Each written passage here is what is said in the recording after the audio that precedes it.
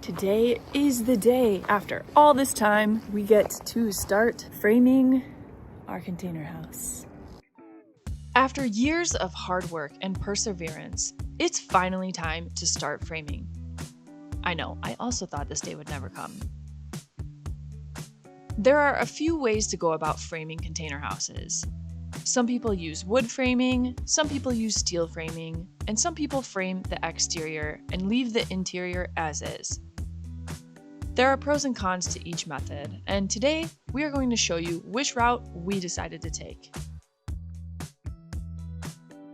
There are a few tricky parts to this step we needed to figure out in order to move forward. The first step, how to anchor the ceiling and walls to the container, and also minimize or eliminate thermal bridging. And I think we came up with a pretty solid way to go about doing that.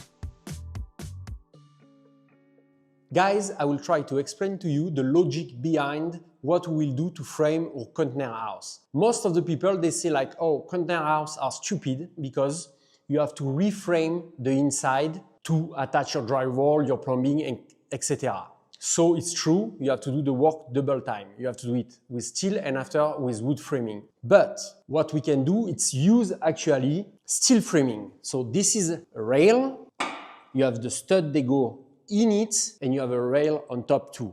So how you can see, it's way thinner than a 2x4 or 2x6. So the advantage is like we are saving space and also that don't need to be structural. Because if you frame it with wood, that will be structural and you lose space. So now I will explain to you how we can frame with steel framing and not create a thermal bridge. It's the solution that we find with Jess. We spend hours on the computer watching video, reading forum, etc. So we came out with this solution. We are going to use a 2x2. We'll install some foam, kind of the same foam that you use to do your foundation when you bolt your wood to the concrete. We'll install it on the tube like that. So we are not creating like a thermal bridge. So that will be the foam, the wood that will screw it with wood to metal screws. We'll put some spacer here, 1 inch spacer, so we can actually spray foam on the top. And from this wood, we'll attach the rail, the stud to create our ceiling. And we'll do the same for the wall. We'll attach a rail on the top and 1 rail on the bottom to create the structure of a wall. I hope I was clear. If you have any question, just drop them in the comment.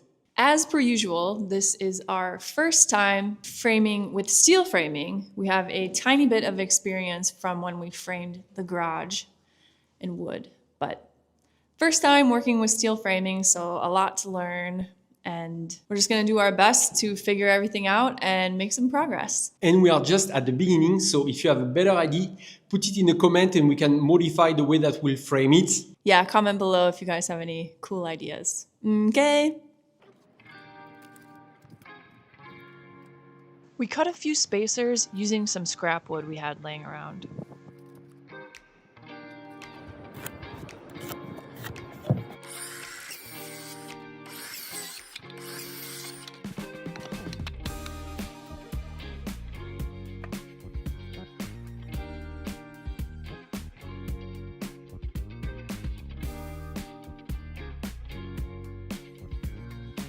So initially, we wanted to try to brace the 2x2 wood anchor by using a 2x4 so that we could both work on attaching the 2x2 to the container.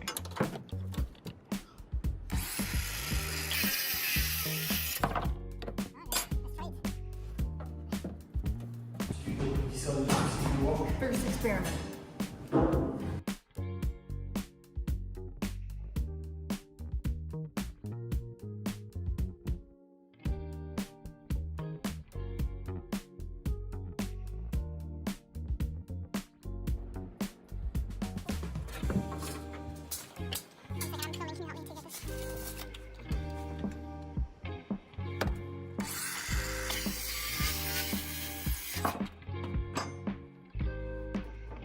Okay, attempt number 2.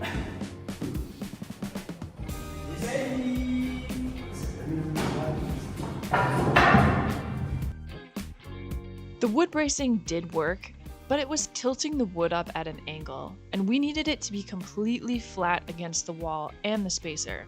You'll see why later.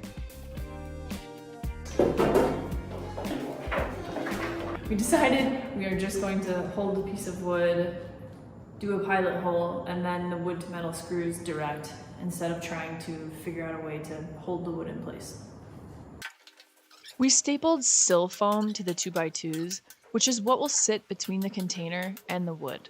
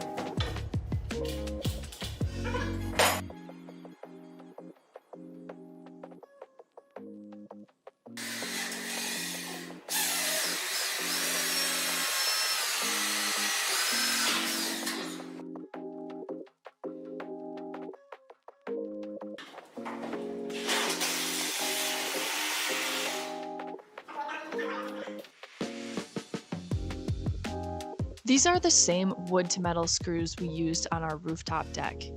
They're really amazing and work really well for this application.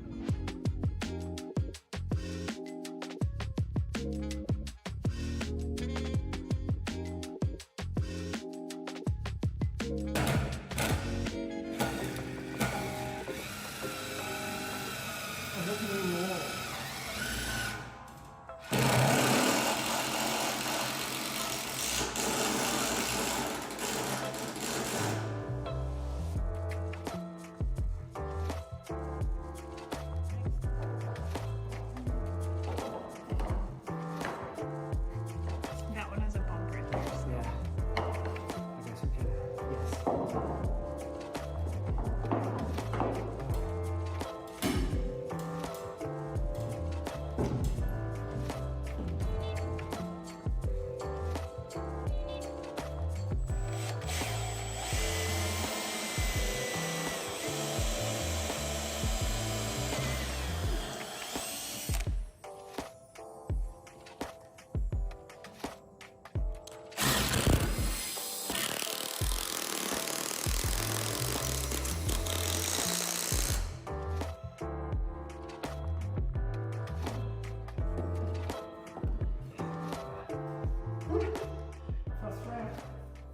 It's a good start. We are going to get back at it tomorrow morning and do a big day tomorrow. So hopefully we can make a ton of progress. It's almost dark out and we have some other stuff to do tonight. So we're going to finish that, get back at it tomorrow. Have you ever struggled to dig holes? They take a surprising amount of time and effort, but not anymore. Introducing the Wild Badger battery-powered auger. Yup, that's right. This is a 40-volt electric auger made with a rock-resistant steel-casted drill bit and a 1600-watt motor. Okay, let's see how long it takes to set this bad boy up.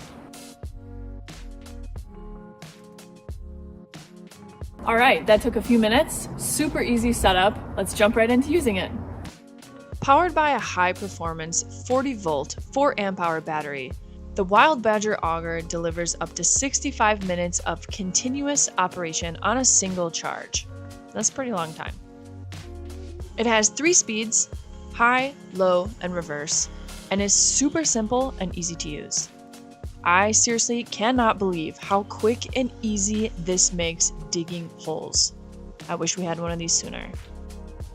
It's perfect for any time you need to dig holes, setting up posts, building fences, or planting trees or plants.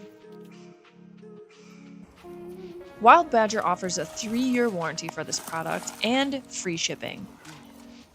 You guys, this auger is a game changer for digging holes, for posts, foundation, things like that. Definitely saves a lot of time and is really convenient and easy to use for doing that. When you're done using it, the auger is easily disassembled for easier storage. Be sure to click the exclusive link in the description if you guys are interested in picking up a Wild Badger auger. And thanks so much to Wild Badger for sponsoring this video. We already have plans to use this in a few of our upcoming projects, and I wish we had this sooner. So stay tuned for more, and let's get back to it. And the next morning, we had a little surprise waiting for us. Again. Yup, the same 2 birds that broke into the house when we were working on refurbishing the 3rd level are back, and they can't get out. So before we can get started, we need to let these guys out.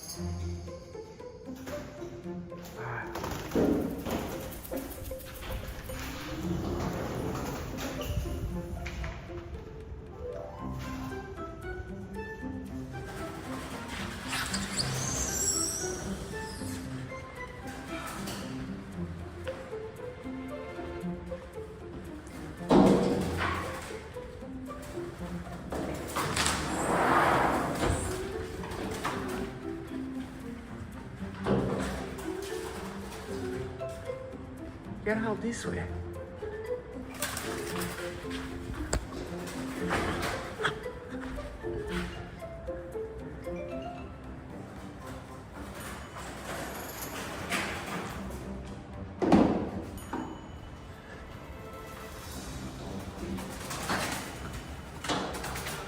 Look, your friend went. Go this way. Okay, the 3rd level is bird free for now. And we can get back to work on framing. Let's go.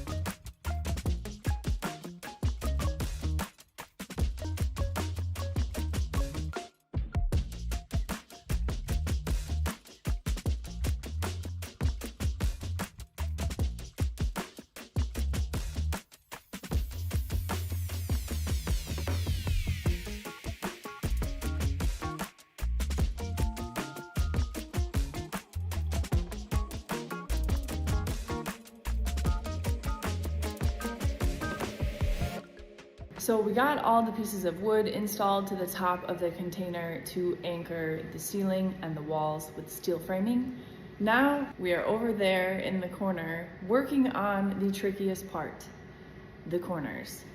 There's a little bit of weird areas over there in the top that we need to figure out a plan. So I think we have it figured out. and we're gonna get started on that. After we figure out this little section, then we can start framing the ceiling and the walls, and then repeat everything on this container. So we did a lot of research online, and most of the people, what they do is really like drop the ceiling to encapsulate all the corner of the container. But what we want us is maximize the height inside the room.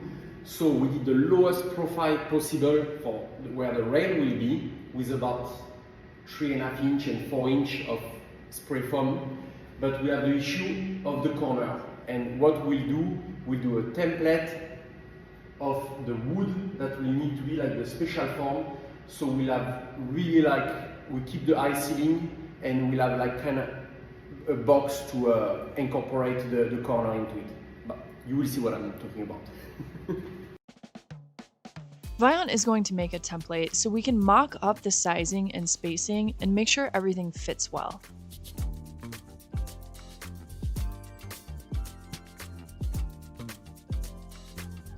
Like by cutting the top of the rail at least to be here.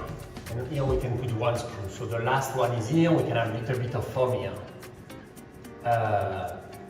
So the next one to do this will have to be here, or here actually.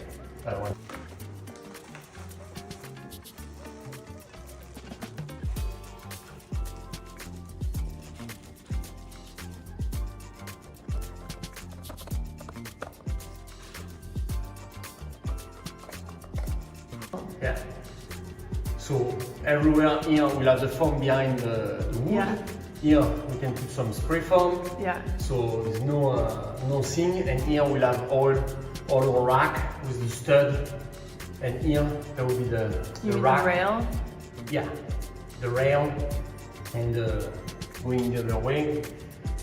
Once the template was finalized, Viant traced it onto a piece of wood and cut it out.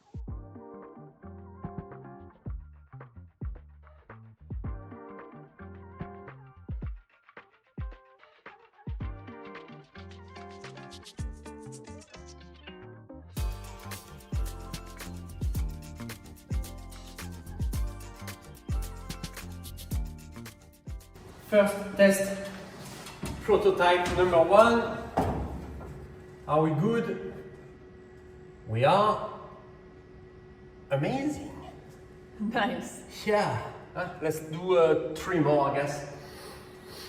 Nice. And yeah, man, it's so cool because we'll hide so much and we keep the high ceiling, you know? It's pretty cool.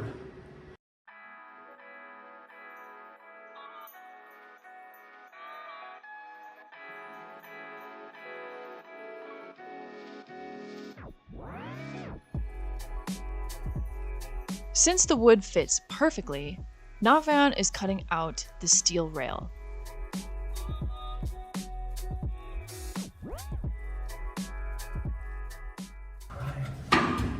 Somewhere like that. This one like that. Perfect. So we can have a stud like really close to here. And here we put another rack channel or whatever you call it. Rail. Yeah, here. And here the drywall can come just here, and so it will be just this floating, so it's totally fine. Cool, babe. I think we got a good system. Nice. Really happy. So our design is finalized, and now I'm adding the sill foam to the back of each piece that Viant cut out. We need 4 total, since the 3rd level consists of 2 containers.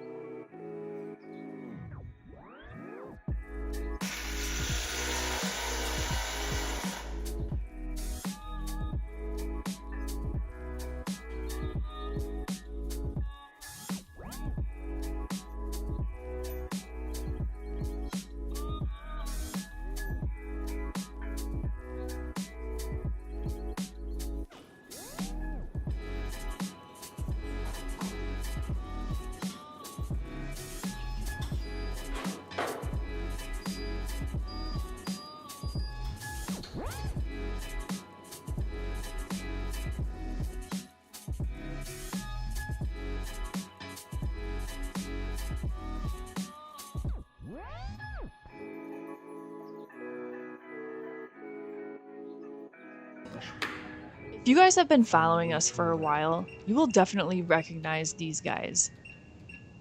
These Dovo self-leveling laser levels have made a huge difference in our projects. And today we're using them to make sure our walls are both straight and level.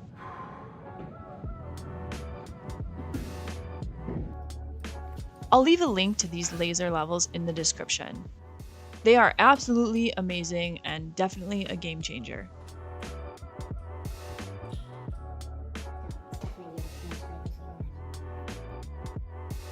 Okay, now it's finally time to cut some steel studs.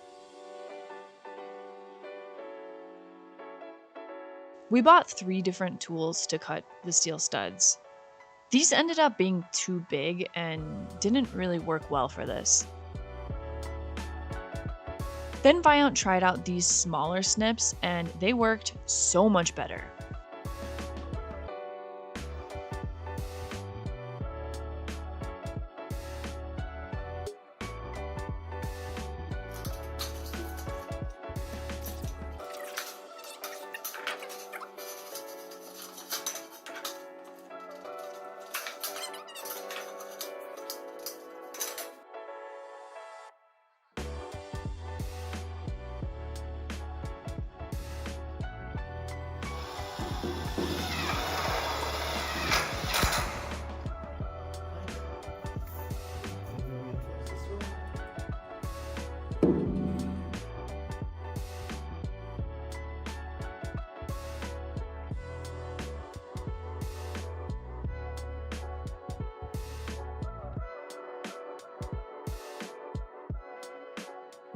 So we got a good start on framing. We got the trickiest part figured out over there. We have a few of the first rails up there, one installed on the bottom, and I think now we are going to do the roof and then come back and do the walls. It's always tricky when you start something new. You have to learn how to work with new materials, learn the kind of protocol and the code for this type of material, and find a good workflow. So I'm sure in the future this will go much faster, but right now we're just trying to kind of get a feel for things and figure a few things out. And yeah, it's always how it is. It's like when you do your first oil change on a car. The first one takes quite a bit of time because you kind of have to figure it out, but then after you just roll through it pretty quick because you know what to do.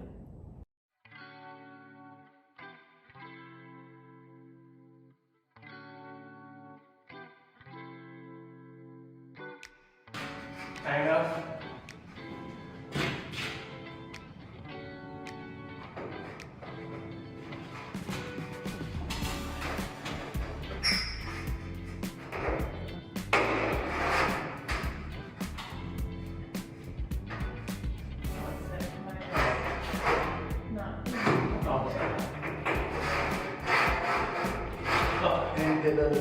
Center? Yeah. J'ai envie de bring it now so the time we just have to move it around.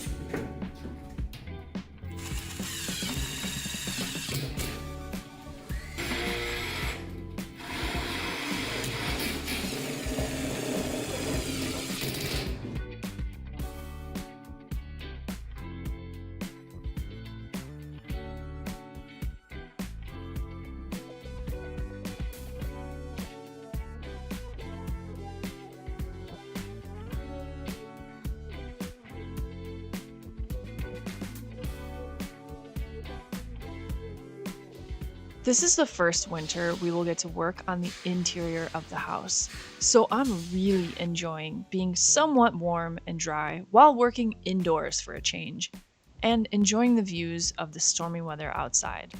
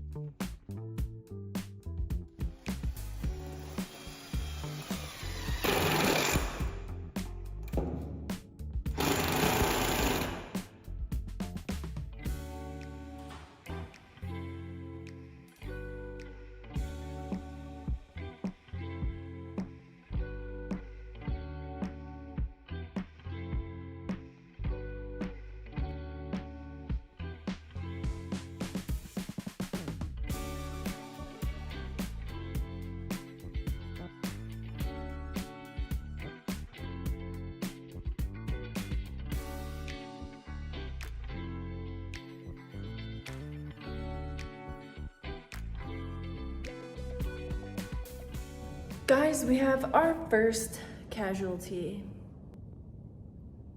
Look at that. What you can see, it's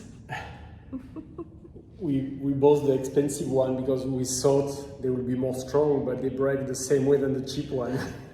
So don't spend like $3 for a bit, just buy the one at 60 cents, it's the same. Yeah. So anyways, now we have to just pass one drill back and forth, but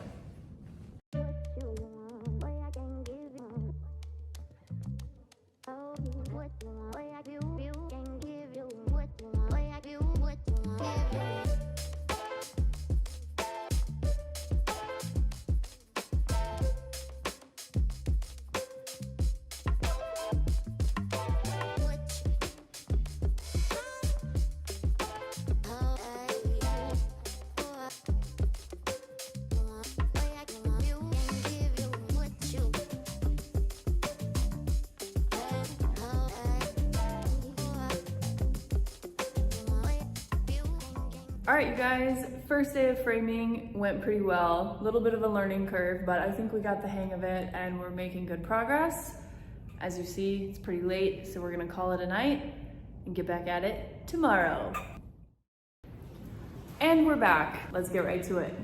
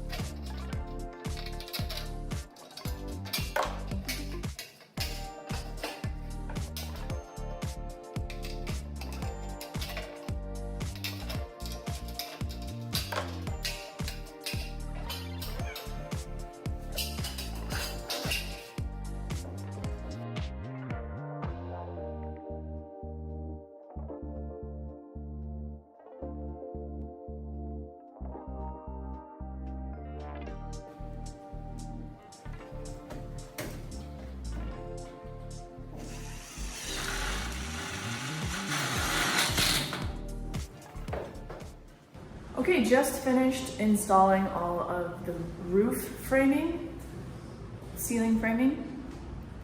So basically now what we are going to do is start framing the walls.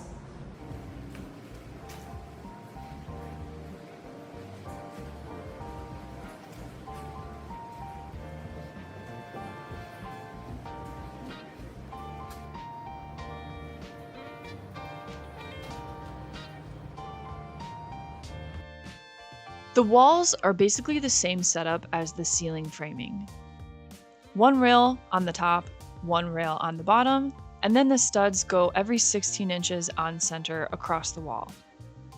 So first, we are attaching the top and bottom rails.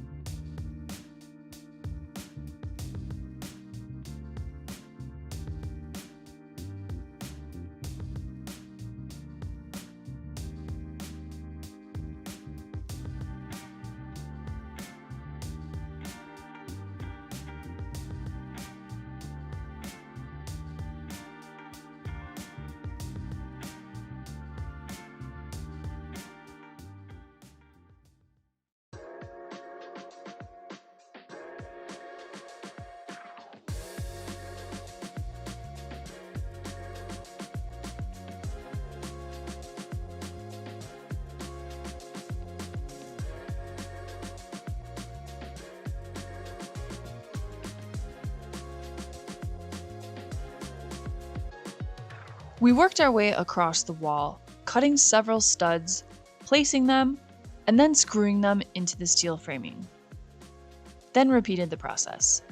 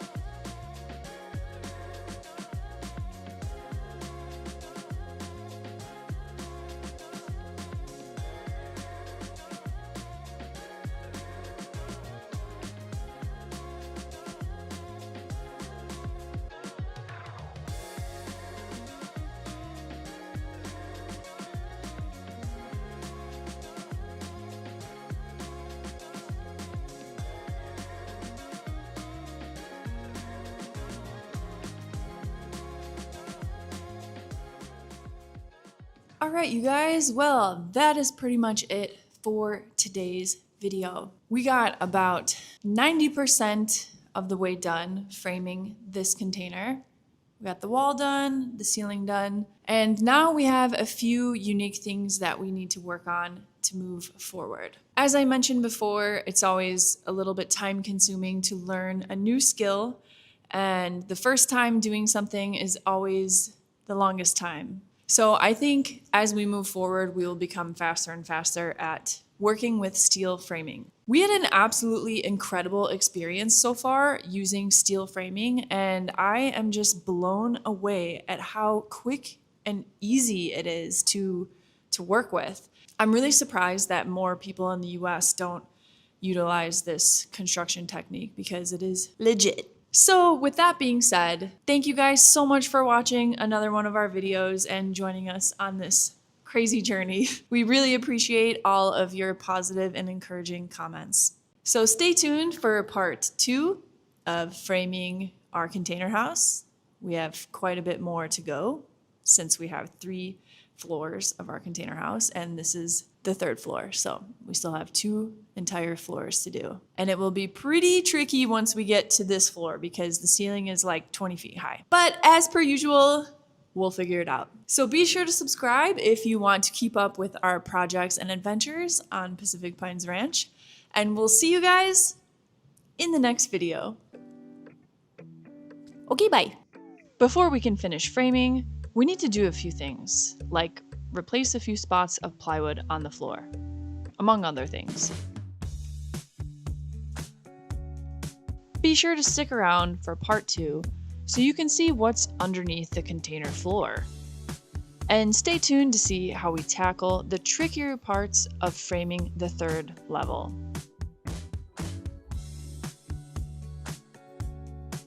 Overall, learning how to work with steel framing has been pretty easy. It's a really simple and easy way to frame. We have a lot of framing ahead of us as we start to develop the interior of the house. So, thanks for joining us for another step, and stay tuned to see how the interiors turn out.